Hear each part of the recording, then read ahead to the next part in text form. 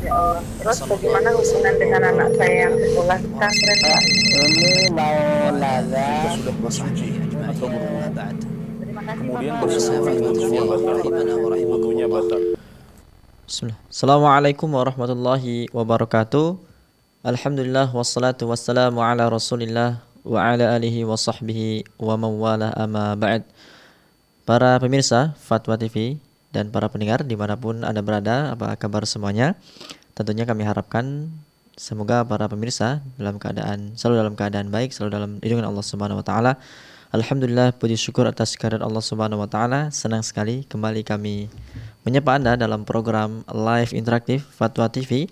Kali ini dengan tema keimanan, doa dan zikir, masih bersama guru kita Al-Ustadz Dr. Muhammad Nur Ihsan hafizahullahu taala, salah satu anggota dari Dewan Fatwa Perhimpunan Al-Irsyad. Kemudian salawat dan salam tidak lupa semoga selalu tercurahkan kepada suri taulan kita Rasul tercinta Nabi Muhammad sallallahu alaihi wasallam, juga kepada keluarga beliau, para sahabat dan orang-orang yang mengikuti beliau dengan baik hingga hari kiamat.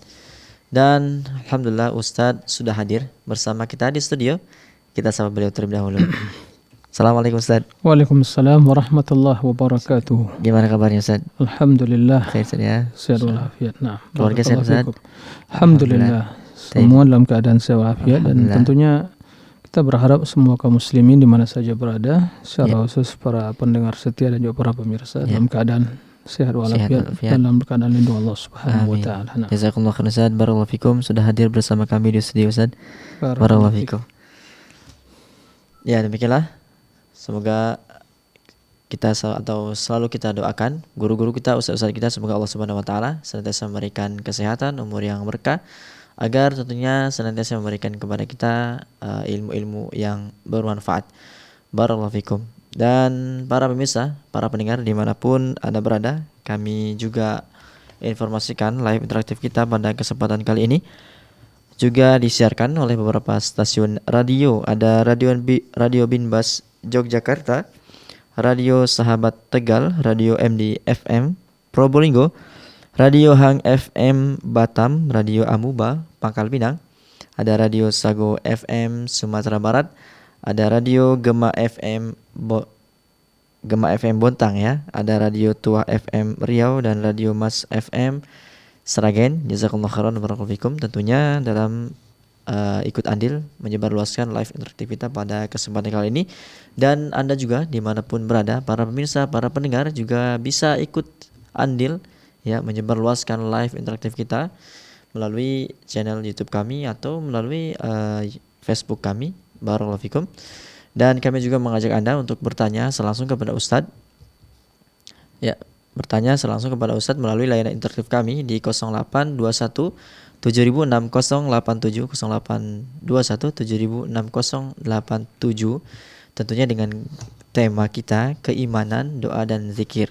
Dan keimanan tentunya ini luas ya babnya, bisa dalam masalah ibadah, akidah, keyakinan, tauhid dan lain sebagainya.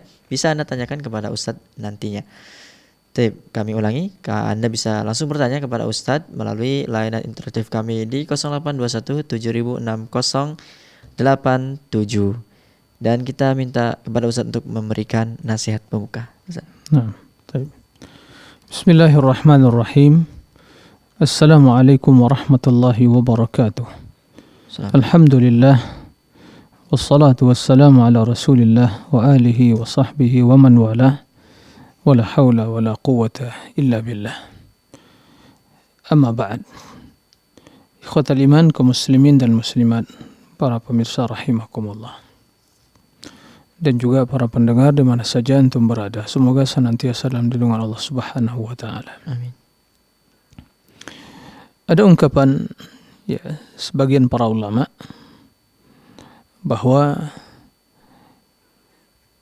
inna ma indallahi la tunalu illa bi ta'atihi, bahwa kebaikan yang ada di sisi Allah Subhanahu wa taala tidak bisa diraih kecuali dengan melakukan ketaatan kepadanya. Dan ini adalah ungkapan sungguh sangat tepat dan benar sekali. kita mengetahui bahwa seluruh kebaikan di tangan Allah Subhanahu wa taala. Wa biyadihil khair, wa biyadihil khair. Ya, di tangan Allah seluruh kebaikan. Kebaikan seseorang dunia dan akhirah semua di tangan Allah Subhanahu wa taala. Allah bila menghendaki kebaikan bagi seorang hamba, tidak ada yang bisa menolaknya. Dan bila Allah Subhanahu wa taala menghendaki dan tidak memberikan kebaikan tersebut kepada seseorang, tidak ada seorang pun yang bisa mendatangkan kebaikan tersebut. Dan kebaikan di dunia yang termahal dan yang paling utama adalah kesolehan hati dan jiwa kita. Dan kebaikan yang paling utama di akhirat adalah masuk ke surga Allah yang di dalamnya penuh dengan berbagai kenikmatan. Yang terbesar adalah melihat kepada wajah Allah Subhanahu wa taala. Semua hal itu tidak bisa diraih, tidak bisa didapatkan dengan berangan-angan, tidak bisa didapatkan dengan berbuat kemaksiatan, ya, melakukan apa yang diinginkan hawa nafsu, atau melakukan penyimpangan atau melanggar aturan Allah Subhanahu wa taala.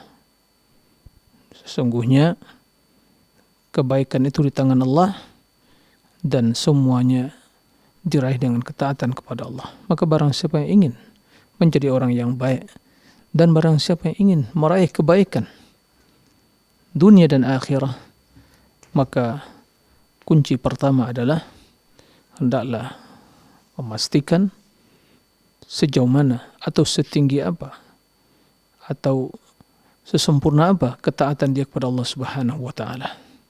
Sesuai dengan ketaatan dia kepada Allah, begitulah dia akan meraih kebaikan.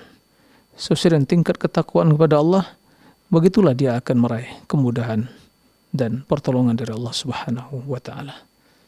Mudah-mudahan ini menjadi peringatan bagi kita semua, pentingnya kita untuk meningkatkan ketakwaan pada Allah agar berbagai kemudahan diberikan oleh Allah Subhanahu wa taala kepada kita semua.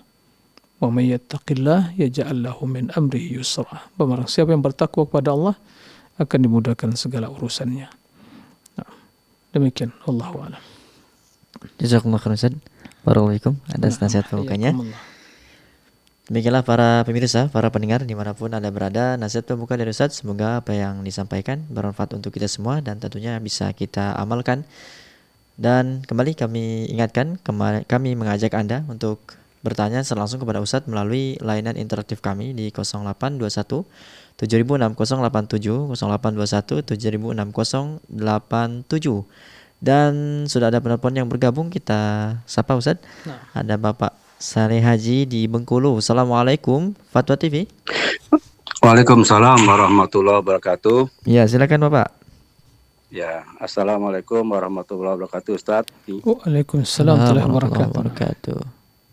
Silakan. Dalam Al-Quran, Ustaz, ya. Nah, Allah Subhanahu wa taala banyak atau sering menyebut kata-kata ya ayyuhallazina amanu.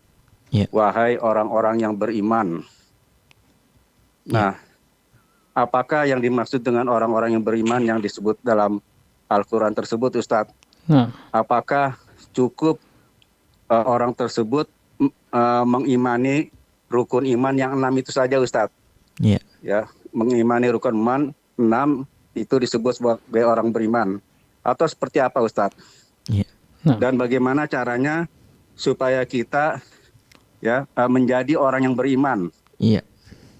Ya, jazakallahu khair. Assalamualaikum warahmatullahi wabarakatuh. Waalaikumsalam warahmatullahi wabarakatuh. Silakan Ustaz. Ya, nah. Ya, terima kasih kepada Pak Saleh Haji ya. Barakallahu fiik. Ini pertanyaan yang luar biasa ya. Pertanyaan yang sangat penting sekali sebagai ya pembuka diskusi kita pada kesempatan kali ini. Naam, Allah Subhanahu wa taala ya di dalam Al-Quran menyeru kita semua, memanggil kita semua hamba-hamba yang beriman dengan sifat keimanan yang melekat pada diri kita. Ya ayyuhalladzina amanu. Dan keimanan merupakan istilah agama yang memiliki makna dan pengertian. Ya. Dan tidak diragukan bahwa keimanan tersebut, ya, menurut akidah Ahlussunnah wal Jamaah, keimanan tersebut mencakup 3 aspek. Aspek yang pertama adalah aspek yang pertama adalah berkaitan dengan keyakinan. Aspek yang pertama berkaitan dengan keyakinan.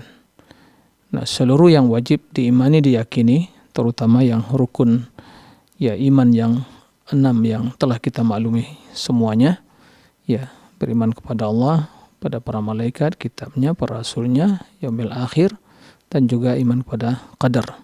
Nah, khairi wa syarri. Kemudian keimanan tersebut juga mencakup, ya, ucapan lisan, dan tentu landasannya dan landasan semua agama kita adalah syahadatain, yaitu diucapkan.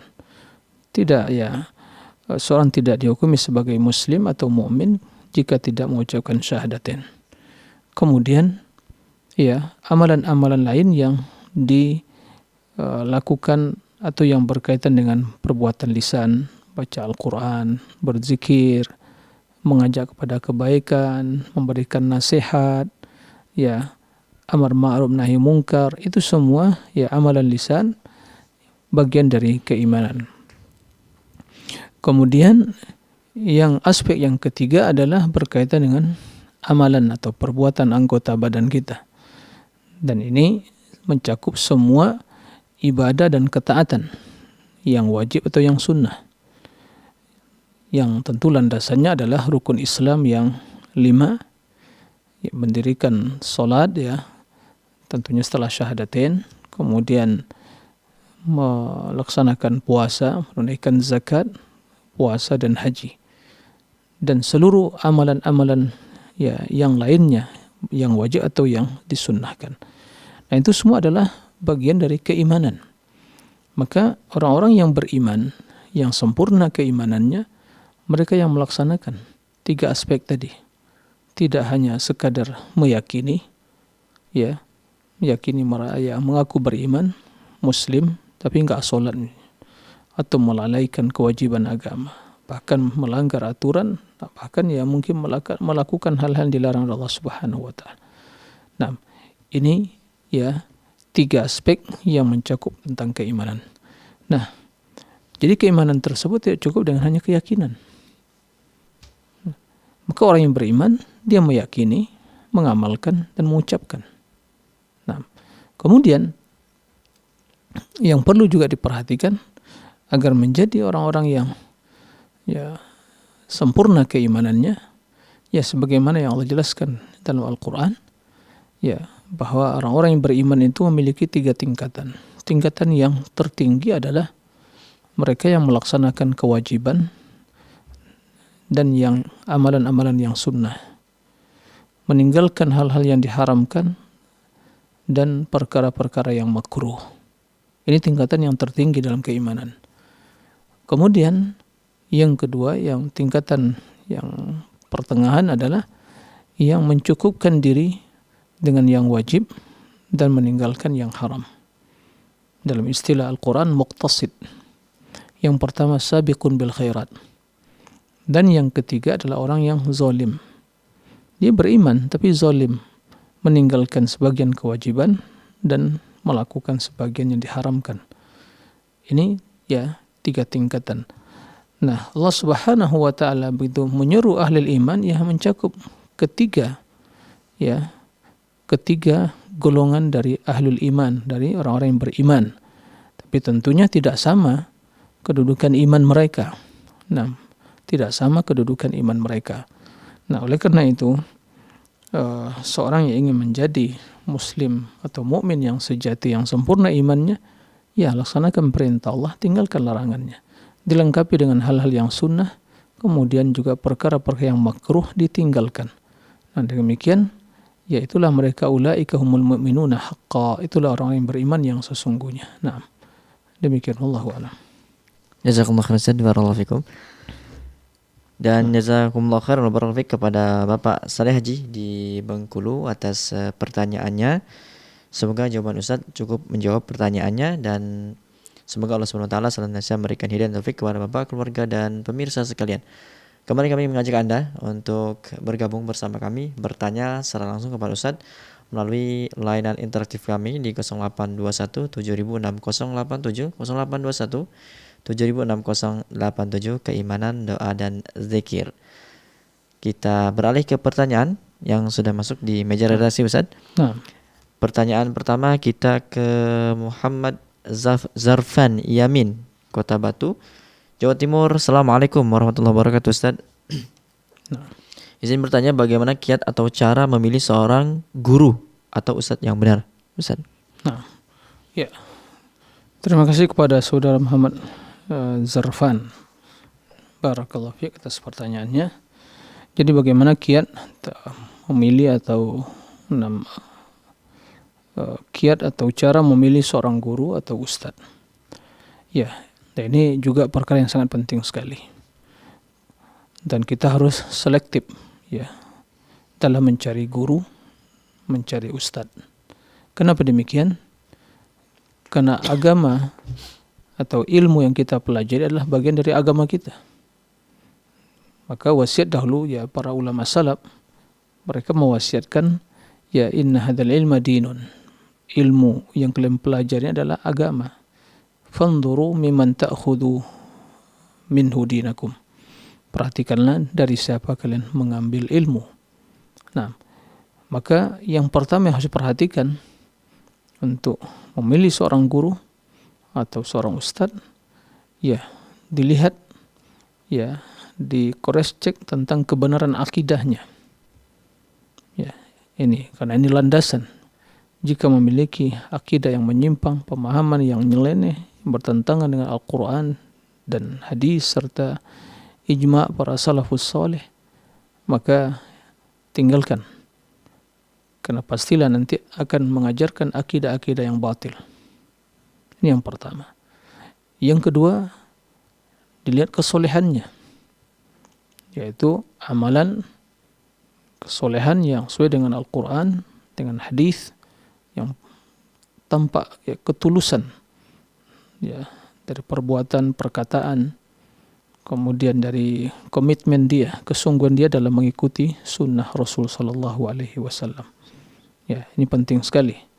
Karena jika tidak demikian, maka pasti akan menjerumuskan ke dalam perbuatan bid'ah atau kesesatan ya, dalam beribadah. Kemudian yang ketiga yang perlu diperhatikan tentang akhlaknya. Ya, muamalah dan akhlaknya. Ini penting sekali. Ya, karena akhlak bagian yang tidak terpisahkan dari agama ini. Nah, yang memiliki akhlak yang mulia. Ya, budi pekerti yang baik. Nah, kemudian yang tidak kalah pentingnya ya kejujuran. Ya, tidak ya menyepelekan permasalahan ya agama. Tidak ya melakukan hal-hal yang hanya ya ingin mencari memperkaya dirinya dengan agama ya, sehingga menjadikan dakwah atau mendidik hanya sebatas mencari kekayaan semata. Karena mendidik tarbiyah adalah ibadah, dakwah adalah ibadah. Naam, kita tidak mendapatkan ya gaji dari kerja, dari dia berdakwah, dari dia mengajar, tapi bukan semata-mata untuk mencari ya kekayaan dunia. Tapi yang lebih utama dari itu adalah bagaimana yang demikian itu menjadi lahan akhirat dalam menyampaikan kebenaran dan mendidik. Ini yang perlu diperhatikan. Nah, ini yang perlu diperhatikan.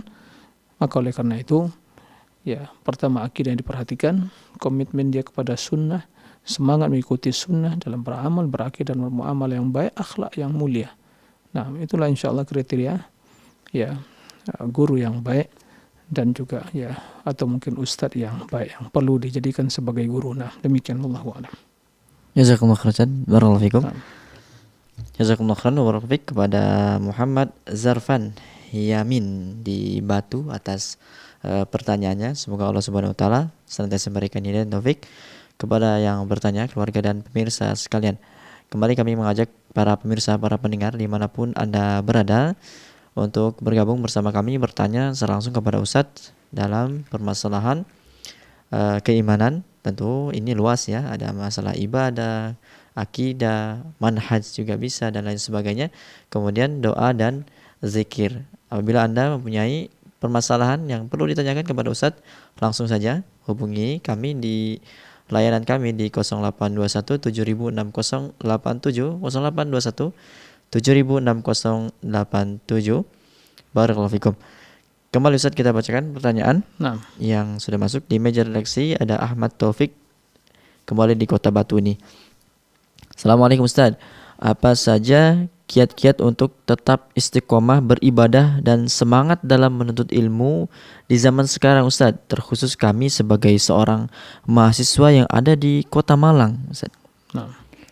Ya, terima kasih atas pertanyaan Saudara Ahmad Taufik.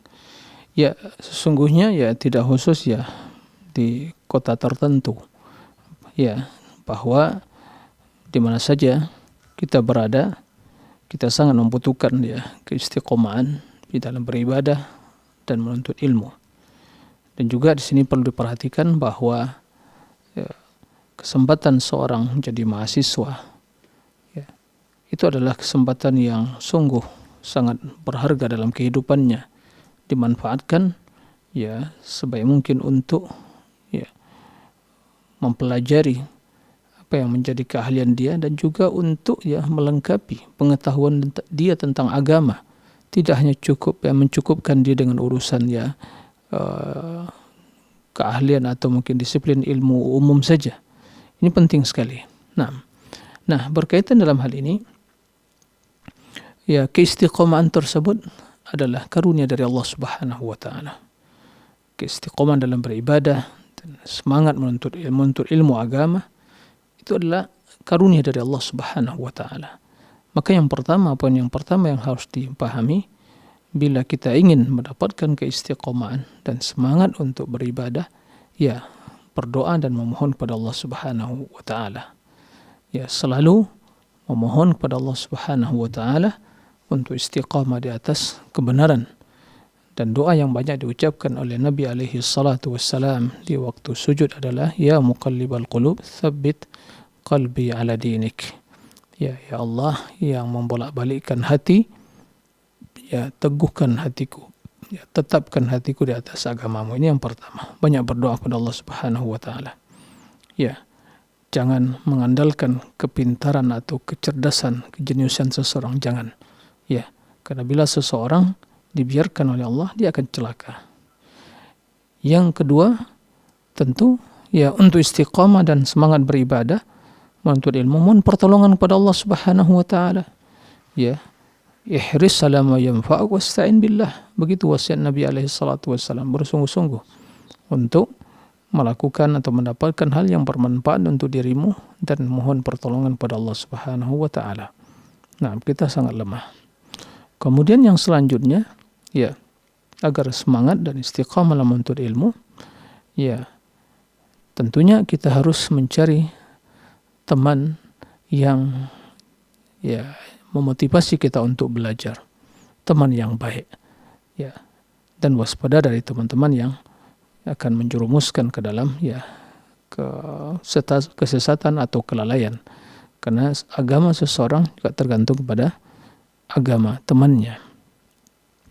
Kemudian ya di zaman sekarang ini sebagian ada pertanyaan ya begitu banyak media dan sarana yang melalaikan. Maka itu ditinggalkan dan celah-celah yang akan menjerumuskan atau yang akan menggiring kepada berbagai kejahatan terutama di dunia maya di zaman sekarang itu ditinggalkan. Begitu banyak hal yang menyibukkan media sosial. Ya, itu semua menyibukkan, ya, menghabiskan waktu, kadang berjam-jam, ya, melihat HP atau bermain dan hal-hal terkadang mungkin waliyazubillah ya melihat hal-hal yang terlarang. Nah, ini semua adalah hal yang perlu diperhatikan. Jadi intinya ya mohon pertolongan kepada Allah, kemudian ya berdoa, dan juga seperti tadi cari sahabat yang baik, teman yang baik, kemudian menutup celah-celah atau sarana yang akan menjerumuskan ke dalam kemaksiatan dan dosa. Nah, demikian Allahu a'lam. Jazakumullah khairan Ustaz. Barakallahu fikum. Jazakumullah khairan wa barakallahu fik kepada Ahmad Taufik atas pertanyaannya. Semoga Allah Subhanahu wa taala senantiasa memberikan hidayah taufik kepada yang bertanya, keluarga dan pemirsa sekalian. Sudah ada penelpon yang bergabung Ustaz. Nah, Kita sapa terlebih dahulu, ada Ibu Lilis di Tangerang. Assalamualaikum warahmatullahi wabarakatuh, Ibu Lilis. Waalaikumsalam warahmatullahi wabarakatuh. Ya, silakan Ibu. Ya. Nah, Ustadz mau bertanya, Ustadz. Ya. Ini pertanyaan gabungan sama ininya apa namanya? Ingin tahu secara ininya ilmunya Ustadz ya. Iya. Jadi kita mendengar ada ketika kita malam itu terbangun Iya. ada doa ya Ustadz ya. Iya. Gitu kan. Nah, itu ketika bangun seperti apa yang harus di situ ada sunahnya untuk berdoa. Nah, sementara kalau yang kita alami itu kita malam ketika tidur terbangun itu karena memang kita pengen ke kamar mandi, gitu, pengen buang air kecil gitu kan. Nah, Iya. seperti terbangun seperti apa yang harus kita nanti disunahkan untuk berdoa Ustadz. Itu yang beberapa teman juga ingin penjelasan lebih detailnya Ustadz ya. Mohon ilmunya, pencerahannya Ustadz ya. Syukron jazakallah khair. Assalamualaikum warahmatullahi wabarakatuh. Waalaikumsalam warahmatullahi wabarakatuh. Ya. Silakan Ustaz. Ya, terima kasih kepada Ibu Lilis yang bertanya ya tentang doa apa yang harus ya atau kondisi yang bagaimana ya kita waktu bangun di ya tengah malam tersebut ya dan doa yang harus diucapkan. Ya, dalam hal ini sebagaimana yang diredaksi hadis tersebut idza faza. Jadi faza itu adalah seorang terbangun tengah malam dalam kondisi mungkin kaget gitu ya, atau mungkin bermimpi suatu yang mungkin ya menakutkan atau hal yang tidak menyenangkan sehingga dia terbangun dan kaget. Nah, dalam kondisi seperti itu dia berdoa kepada Allah Subhanahu wa taala ya dengan ya mengucapkan ya la ilaha illallah wahdahu la syarika la lahul mulku wa ala kulli syai'in qadir ya Allahumma di antara doa yang diucapkan yaitu mengucapkan bertahlil la ilaha illallah wahdahu la syarika la lahul mulku alhamdu wa ala kulli syai'in qadir. Nah, dan memohon pertolongan pada Allah Subhanahu wa taala. Jadi bukan hanya ya sebatas mungkin dia ingin ke kamar kecil atau kemudian bukan seperti itu. Jadi seorang yang tertidur kemudian ya terbangun kemudian kaget atau mungkin melihat atau mimpi sesuatu yang tidak menyenangkan bagi dia terbangun. Nah, oleh karena itu dia berdoa mohon pertolongan kepada Allah Subhanahu wa taala. Nah, demikian Allahu a'lam. Jazakumullah khairan Ustaz. Barakallahu fikum. Jazakallah khairan wa barakallahu fik kepada Ibu Lilis di Tangerang atas pertanyaannya. Kembali kita sapa penelpon yang sudah bergabung. Ada Bapak Ali di Medan. Assalamualaikum warahmatullahi wabarakatuh. Fatwa TV. Waalaikumsalam warahmatullahi wabarakatuh. Ya, silakan Pak Ali. Ya. Assalamualaikum Ustaz. Waalaikumsalam warahmatullahi wabarakatuh. Ini mau bertanya Ustaz. Nah, Ya. Kalau kita di Arafah sedang ukuf, apa yang baik kita baca sana? Kita membaca Al-Quran atau berzikir atau berdoa? Mana yang lebih baiknya Ustaz? Ya. Dan apakah kita selama melaksanakan umrah atau haji itu masih boleh dikatakan masih musafir, bisa jamak kosong sholat kita atau tidak Ustaz? Tolong Ya. Ustaz, terima kasih. Assalamualaikum warahmatullahi wabarakatuh. Waalaikumsalam warahmatullahi wabarakatuh. Silakan Ustaz. ya. Terima kasih kepada Pak Ali yang di Medan ya, barakallahu fi atas pertanyaan. Ya. Jadi sepertinya Pak Ali yang insyaallah mungkin berangkat haji tahun 2025 mungkin ya. Nah, mudah-mudahan Amin. dimudahkan oleh Allah Subhanahu wa taala. Ya, bagi yang diberi kemudahan oleh Allah Subhanahu wa taala untuk melaksanakan ibadah haji dan tentunya akan wukuf di Arafah, ya doa yang paling utama yang diajarkan Nabi alaihi salatu wassalam. Ya, Rasul mengatakan khairud doa yaumi Arafah. Sebaik doa pada hari Arafah. Wa khairu ma qultu ana wan nabiyyuna min qabli la ilaha illallah wahdahu la syarika lah lahul mulku wa lahul hamdu wa huwa ala kulli syai'in qadir. Jadi doa yang terbaik adalah doa pada hari Arafah, dan sebaik-baik doa yang aku ucapkan dan juga para nabi sebelumku adalah la ilaha illallah wahdahu la syarika lah lahul mulku wa lahul hamdu wa huwa ala kulli syai'in qadir. Jadi memperbanyak berdoa sebagaimana dilakukan Nabi alaihi salatu wassalam. Oleh karena itu, para ulama menjelaskan kenapa hikmah Nabi alaihi salatu wassalam menjamak dan diqasar waktu salat zuhur dan asar jamak takdim. Di antara hikmahnya adalah agar beliau lebih konsentrasi atau terfokus untuk berdoa. Jadi berdoa, ya, memohon seluruh kebaikan dunia dan akhirah. Ya, jika mungkin seorang terasa letih dan capek, ya mungkin dia membaca Al-Quran tidak ada masalah. Tapi yang lebih diutamakan, ya, bahwa kesempatan yang demikian itu adalah kesempatan untuk bermunajat, memohon kepada Allah, mohon keampunan, dan ya mengadu kepada Allah, ya memohon kepada Allah, curhat kepada Allah, ya memohon kebaikan, terutama ya keampunan dosa. Nah, kemudian seorang yang dalam perjalanan umroh atau haji, ya karena dia tujuan bukan menetap di sana, maka selama dia dalam perjalanan tersebut terhitung musafir. Ya, tapi perlu diperhatikan jika selama dia musafir, maka hendaklah dia juga tetap ya memperhatikan untuk menghadiri sholat berjamaah. Nah, jika dia sholat bersama orang-orang yang mukim, maka tentunya ya dia adalah tidak mengqasar, ya tetap ya sempurna jika sholat 4 rakaat dan atau 3 rakaat. Nah, maka yang lebih utama dalam hal ini, ya jika seandainya dia bersama jamaah yang satu mungkin kloter atau satu jamaah yang musafir, maka mereka mengqasar, ya mengqasar, dan lebih utama adalah sholat pada masing-masing pada waktunya. Nah, kecuali dalam kondisi yang menuntut mereka untuk menjamak, ya dijamak. Jadi sesungguhnya menjamak itu tidak identik dengan bersafar, tapi sesuai dengan kebutuhan. Adapun mengqasar itu identik dengan safar. Itu keringanan dari Allah Subhanahu wa taala. Nah, jadi selama dia masih dalam perjalanan, ya, dan dia datang bukan untuk menetap selamanya, maka terhitung musafir sampai dia kembali ke tanah air. Nah, demikian, Allahu a'lam.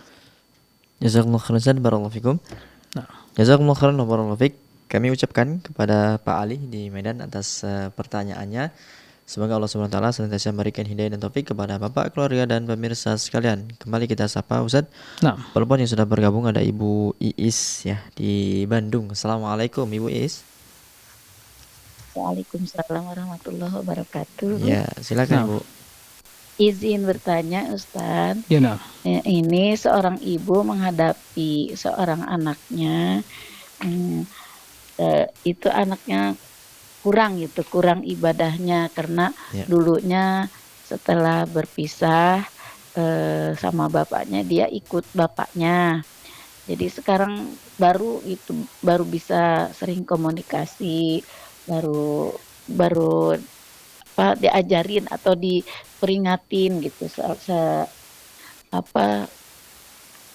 tentang ibadahnya, tentang muamalahnya gitu. Jadi dia agak susah gitu, Nah. ibadahnya kurang khusyuk, kurang istiqomah gitu ya. Itu bagaimana ya seorang anak tapi udah dewasa, udah punya cucu juga gitu. Tapi masya Allah susah diperingatinya, susah dikasih taunya gitu. Ya. Gimana ya Ustaz? Jadi si anak tersebut Assalamualaikum warahmatullahi wabarakatuh. taib. Ya. Oke, nah. Cukup jelas Ustaz ya. Ya, taib. Terima kasih ya kepada Bu Is ya. Ya, pertama tentunya dalam menghadapi kondisi atau keadaan yang disampaikan Ibu Is tadi, ya tentunya seseorang selalu berdoa kepada Allah Subhanahu wa taala. Berdoa ya agar Allah Subhanahu wa taala memberikan hidayah, ya petunjuk. Ini yang pertama. Karena hidayah tersebut adalah ya karunia dari Allah Subhanahu wa taala. Allah Subhanahu wa taala akan membimbing seseorang ya kepada petunjuk. Jadi selalu berdoa kepada Allah ya, doa yang Allahumma hdihi, Allahumma wafiqhu, Allahumma ya alimhu wa'inhu ala umuri dunya wad din wa aslih umurahu, ya Allah berikanlah dia petunjuk, ya kemudian perbaiki urusan agamanya, nah berikan keistiqomahan kepadanya, ya. Taib, ini yang harus dilakukan yang pertama, berdoa kepada Allah Subhanahu wa taala. Kemudian untuk ya membangun komunikasi yang baik, ya, karena sebagian sampaikan tadi, karena mungkin faktor dari dia dengan berpisah ya suami istri sehingga dia bersama ayahnya tapi ternyata tidak mendapatkan pendidikan, ya, atau mungkin tidak digembleng, tidak dinasehati, tidak mungkin diberikan contoh, ya orang tua tidak memberikan contoh kepada anaknya, ayahnya, sehingga dia tumbuh dalam kondisi yang seperti itu. Tapi seorang tidak berputus asa, ya, jangan berputus asa, terus doakan ya kebaikan ya dan petunjuk. Nah, karena kita tidak memiliki hidayah tersebut, ya sampai orang yang paling kita cintai tidak bisa kita memberikan hidayah kepada mereka, Allah yang memberikan hidayah. Nah, yang selanjutnya ya tentunya untuk mengajak dia dengan cara yang baik untuk menghadiri majelis ilmu. Ini penting sekali, ya. Karena yang akan bisa merubah perilaku, kebiasaan seseorang itu, selain tentu yang utama adalah petunjuk dari Allah, adalah dia menghadiri majelis ilmu. Karena di majelis ilmu pasti akan banyak nasihat, untayan nasihat dan ilmu yang berkaitan dengan kehidupan keseharian kita, bagaimana sholat, bagaimana tata cara sholat, yang sholat 5 waktu sehari semalam, bagaimana ya hidup ini apa yang harus dilakukan, ya zikirnya, sholatnya, kemudian ibadahnya. Karena hidup bukan untuk makan minum saja, tapi untuk beribadah. Nah, ini penting. Bagaimana kita bisa mengetahui? Enggak cukup dengan hanya ya tradisi turun temurun, enggak. Bagaimana akhlak yang baik? Bagaimana tentang akhirat? Ya, yang surga, neraka, ya enggak cukup. Ya. Dan bagaimana seorang yang dunia ya tidak memanfaatkan untuk beramal, merugi dia. Nah, sebelum kerugian datang di akhirat, maka di dunia harus kita mempersiapkan bekal.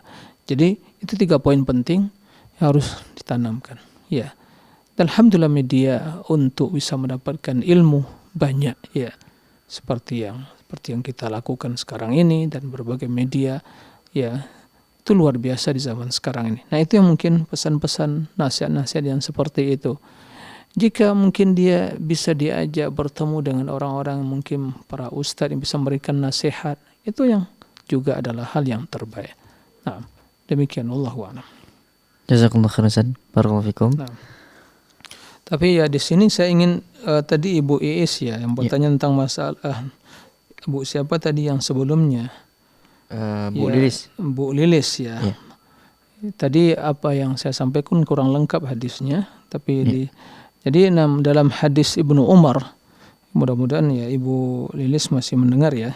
Jadi yang terbangun tadi. Jadi kata Nabi alaihi salatu wassalam bahwa apabila seseorang yaitu fazi'ah ahadukum minan naum. Jadi fazi'ah itu ya bangun disebabkan karena mungkin ya kaget atau mungkin ya ada sesuatu yang membuat dia ya sehingga kaget dan bangun ya. Nah, dan biasanya disertai rasa cemas begitu ya. Nah, apa yang diucapkan? Ya doanya yaitu a'udzu bikalimatillahi tammat min ghadabihi wa iqabihi wa syarri ibadihi wa min hamazati syayatin wa an yahdurun.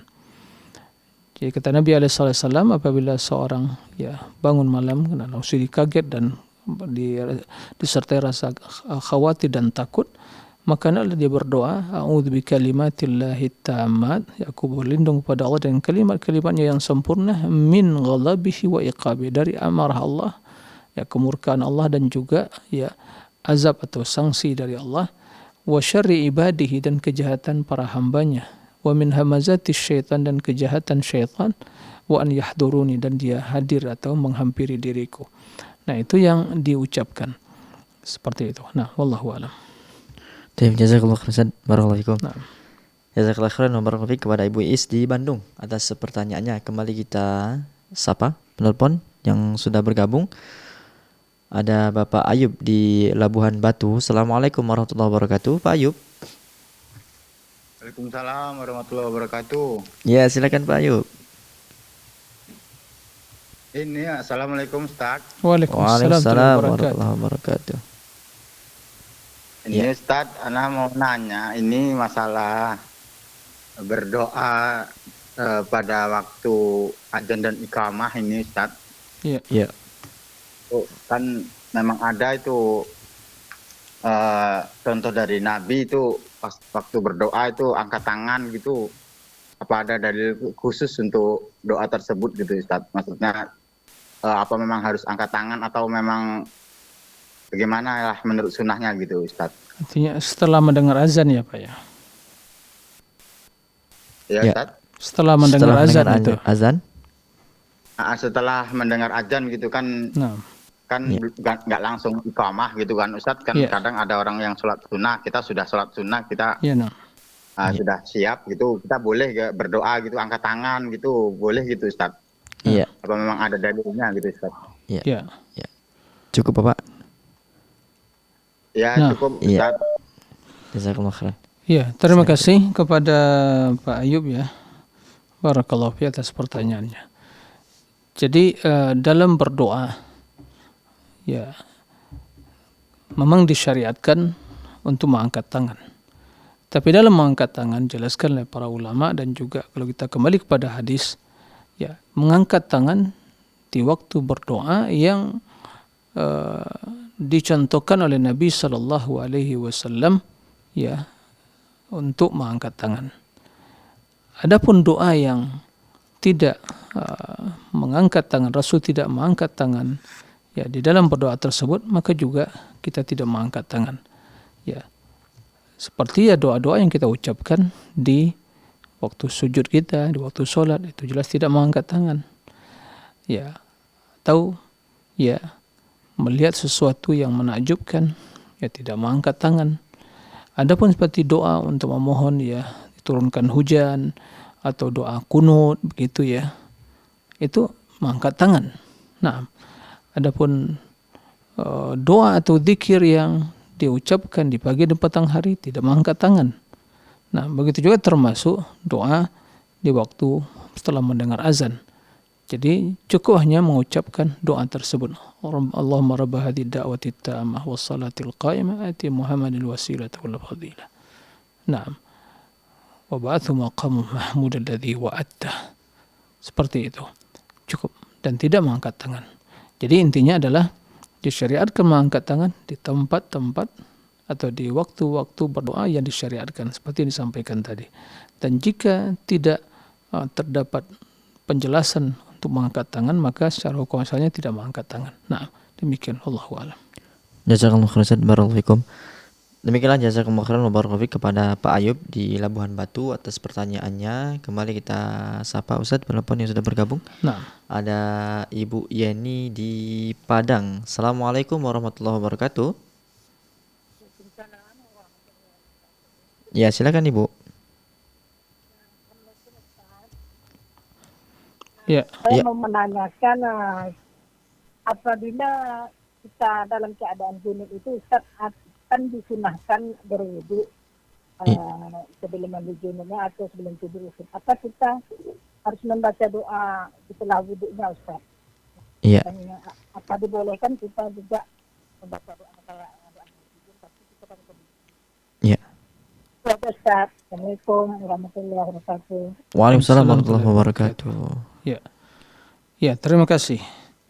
Bagi seorang yang dalam keadaan junub, maka dia tidak baca Al-Quran dan tidak berzikir. Ya. Oleh karena itu, ya begitu seorang wudhu tadi mau tidur kembali, ya cukup dia berwudhu saja. Nah, karena dalam keadaan junub, nah tidak membaca Al-Quran, tidak membaca Al-Quran dan juga berzikir kepada Allah Subhanahu wa Ta'ala sampai dia suci. Nah, jadi apa yang ditanyakan tadi, ya tentunya cukup hanya berwudhu dan tanpa yang mengucapkan doa zikir di waktu setelah berwudhu tadi, karena dia dalam kondisi ya dalam keadaan hadas besar, yaitu dalam keadaan junub. Nah, demikian Allah a'lam. Jazakumullah khairan, barakallahu fikum. Dan jazakillah khairan barakallahu fikum kepada Ibu Yani di Padang atas pertanyaannya. Semoga Allah Subhanahu wa taala senantiasa memberikan hidayah dan taufik kepada ibu, keluarga dan pemirsa sekalian. Kembali kami mengajak Anda, para pemirsa, para pendengar dimanapun berada, untuk bergabung bersama kami, bertanya secara langsung kepada Ustadz melalui layanan interaktif kami di 0821 76087, 0821 76087, tentunya dengan tema kali ini keimanan, doa dan zikir. Kita beralih ke pertanyaan yang sudah masuk di meja redaksi, Ustadz. Nah. Ada Ibu Rini Umu Nafisah di Kota Batu, Jawa Timur. Assalamualaikum Ustadz. Izin bertanya, bagaimana kami harus bersikap ketika menghadapi ritual-ritual yang tidak sesuai ajaran Nabi SAW berkaitan dengan kematian jika yang meninggal adalah salah satu orang tua kami. Kebetulan dalam keseharian kami tinggal berbeda kota dengan orang tua dan kami adalah anak terkecil. Orang tua dan keluarga besar tinggal di lingkungan yang sangat kental dan gotong royong yang kuat. Kekhawatiran kami jika kami tidak ikut andil dalam acara tersebut, maka akan mengurangi keharmonisan keluarga dan membuat sedih orang tua kami, Ustaz. Nah, ya, terima kasih atas pertanyaannya. Ya, ini ya perkara atau ya kasus atau hal yang perlu disikapi dengan bijak. Ya. Tidak diragukan bahwa dalam kita berinteraksi dengan masyarakat, tentunya ya kita memiliki prinsip. Dalam hal-hal kebaikan yang tentunya kita harus ikut andil dan ikut serta dalam ya melakukan kebaikan, kemaslahatan bersama. Tapi dalam hal-hal yang itu merupakan ya prinsip atau itu merupakan ibadah dan ketaatan, maka dalam hal ini masing-masing mempertanggungjawabkan ketaatan dan amalannya. Nah, karena kita dituntut untuk mengikuti Allah dan Rasulnya, bukan mengikuti ritual dan tradisi. Kecuali kalau tradisi tersebut ya sesuai dengan ya apa yang dijelaskan oleh Allah, sesuai dengan sunnah, sesuai dengan Al-Quran, maka tidak ada masalah. Dan ini tentang ya secara teorinya seperti itu, tapi fakta di lapangan juga menuntut kita harus bersikap bijak. Jika seandainya ya keberadaan kita mungkin ya tidak selalu berada di tempat tersebut, maka mungkin akan lebih ringan ya. Tapi kalau seandainya kita berada di tempat tersebut, maka ini tentu berbeda kondisi dengan seorang yang mungkin sesekali ya berada di tempat tersebut. Maka hendaklah dia bijak, ya yang jelas dia berusaha ya untuk meminimalisir ya penyimpangan tersebut jika seandainya tidak mampu meninggalkan secara totalitas. Nah, tapi bila dia mampu meninggalkan secara totalitas, bahwa itu adalah tradisi dan budaya yang tidak sesuai dengan agama atau sunnah, ya itulah yang paling utama.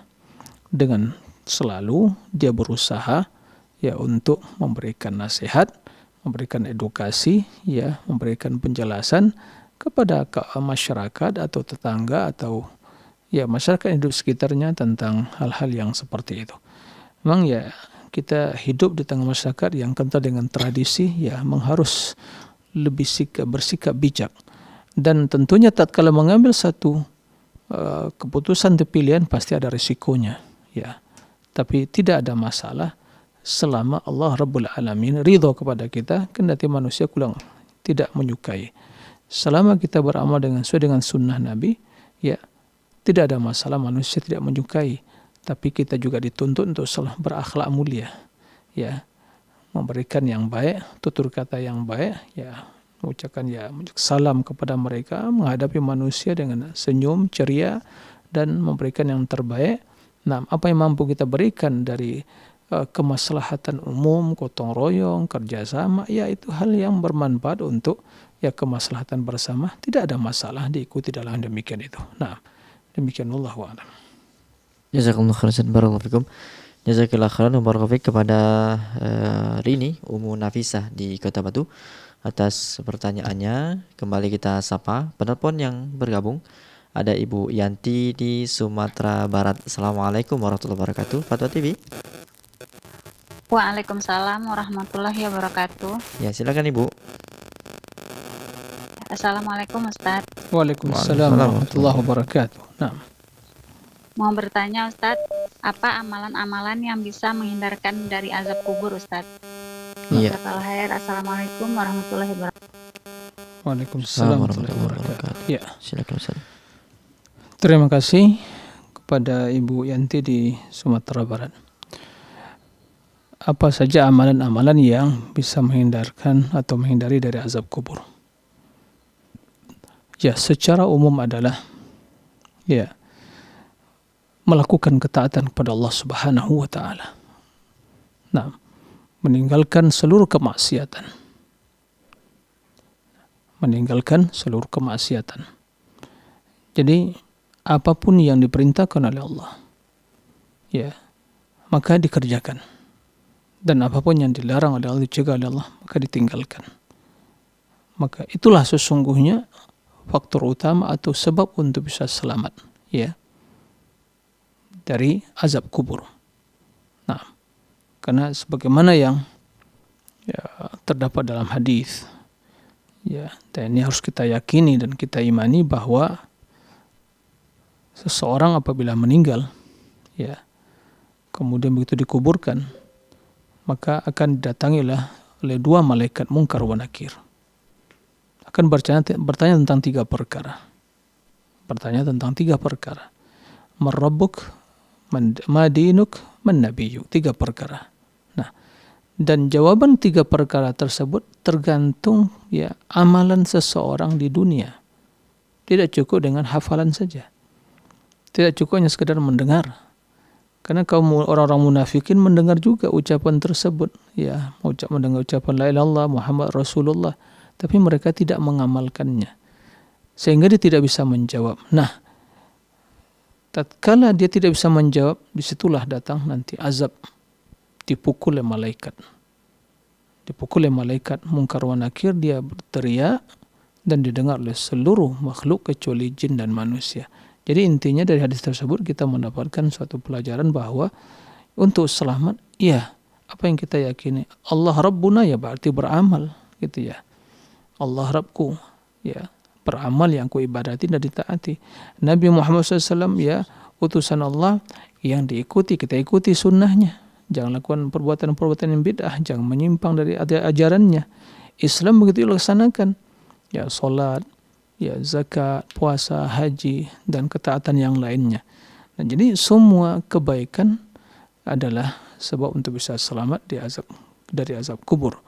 Dan semua kejahatan, apapun kejahatannya, adalah sebab utama atau sebab yang akan ya menjerumuskan ke dalam azab kubur. Nah, demikian wallahu a'lam. Jazakumullah khairan Ustaz. Kita beralih ke satu penelpon terakhir Ustaz. Nah.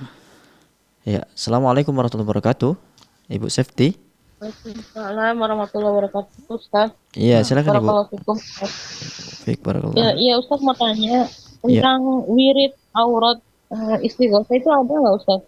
Wirid-wirid khusus di ketika istighosa. Iya. Demikian aja Ustaz. Barakallahu fiik. Waalaikumsalam. Waalaikumsalam warahmatullahi wabarakatuh. Ya. Pertama, ya, terima kasih kepada Ibu Septi, ya, di Sukabumi kalau tidak salah tadi. Nah, barakallahu fiik atas pertanyaannya. Istighatha itu artinya, itu kita ya, luruskan dulu pengertian istighatha. Istighatha itu adalah memohon pertolongan kepada Allah di dalam mengatasi atau menghadapi ancaman, mengatasi kesulitan, itu namanya istighatha. Kalau isti'anah, mohon pertolongan untuk mendapatkan kebaikan atau melakukan kebaikan. Nah, Maka dalam hal ini ya tidak ada wirid secara khusus. Adapun amalan istighosah, berkumpul, istighosah kubra gitu ya, kemudian doa wirid, ya tidak ada ritual seperti itu. Tidak ada di zikir-zikir yang secara khusus, ya. Ya. Akan tetapi tatkala seseorang yang mendapatkan kesulitan, dia beristighatsah, mohon kepada pertolongan kepada Allah untuk menghadapi hal itu. Nah, sehingga Allah menjelaskan tentang Nabi Muhammad SAW dan para sahabat di waktu perang Badar, ya. Jumlah kaum muslim Rasulullah hanya mungkin 300 lebih. Kemudian orang musyrikin ribuan, ya 1000, ya, dengan pasukan dan segala persiapan yang lengkap. Maka Nabi tidak henti-hentinya memohon pertolongan kepada Allah untuk menghadapi kesulitan dan juga ancaman musuh tersebut. Allah menamakan dengan istighatsah. Istastaghithuna rabbakum fastajaba lakum. Anni mumiddukum bi'alfin minal malaikati munzilin. Jadi diutus malaikat 1000 malaikat oleh Allah. Istastaghithuna rabbakum. Nah, adapun mengumpulkan menjadi ritual istighatsah kubra atau mungkin istighatsah kemudian ritual tertentu, bacaan-bacaan ini tidak ada semai tuntunan seperti itu dalam ajaran Nabi alaihi salatu wassalam. Adapun wirid-wirid yang ditulis ya tidak tahu juga landasannya dari mana ya. Maka jangan dilakukan hal seperti itu ya, karena tidak ada tuntunan dari Nabi alaihi salatu wassalam. Sebaik-baik petunjuk-petunjuk Nabi dan segala-gala perkara yang diadakan dalam agama ini. Nah, demikian Allahu a'lam. Terima kasih jazakallahu khairan barakallahu fiik Ustaz.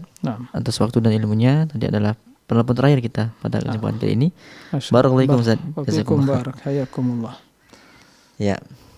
Demikianlah kami ucapkan jazakallahu khairan barakallahu fiik kepada Ibu Septi di Sukabumi, dan kepada para pemirsa kami ucapkan mohon maaf apabila para penelpon tidak sempat kami angkat, atau kepada para penanya melalui meja reaksi yang tidak sempat kami bacakan.